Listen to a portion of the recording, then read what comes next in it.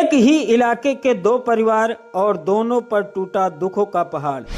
रोजी रोटी कमाने विदेश गए दो नौजवान कभी वापस नहीं लौटेंगे। दो गांव, दो परिवार, लेकिन दर्द एक ही। अपनों को खोने का दर्द, अधूरे सपनों का दर्द। क्या है पूरा मामला? आखिर कैसे हुई इन युवकों की मौत और क्यों गांव में पसरा है सन्नाटा? अयोध्या से एक ऐसी खबर सामने आई है जिसे सुनकर आपका दिल भी दहल जाएगा। अयोध्या जनपद के रुदौली क्षेत्र के दो अलग अलग गांवों में हुए दो दर्दनाक घटनाओं ने पूरे इलाके को गहरे शोक में डुबो दिया है।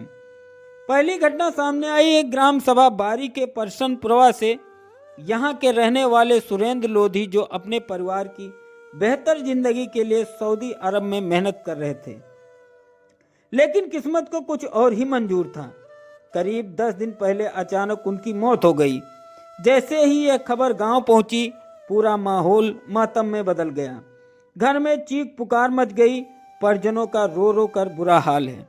परिवार का कहना है कि सुरेंद्र ही घर के एकमात्र कमाने वाले थे और अब उनके जाने के बाद पूरा परिवार बेसहारा हो गया। इस घटना की जानकारी मिलते ही पूर्व विधायक और मंत्री अब्बास अली जैदी उर्फ रुश्दी मियां तुरंत मौके पर पहुंचे। उन्होंने पीड़ित परिवार से मुलाकात की, उनका दुख साझा किया और आर्थिक सहायता भी प्रदान की। उन्होंने भरोसा दिया कि इस मुश्किल घड़ी में वो परिवार के साथ खड़े हैं। दूसरी घटना ग्राम सभा मेहंदी का। यहाँ के निवासी गंगादीन लोधी, जो दुबई में काम कर रहे थे, कुछ दिन पहले इनकी भी अचानक मृत्यु हो गई। जैसे ही यह खबर गांव पहुंची, पूरे इलाके में सन्नाटा छा गया। हर आंख नम हो गई और हर दिल दुख से भर गया। गंगादीन भी अपने परिवार का सहारा थे और उनके जाने के बाद परिवार गहरे संकट में आ गया।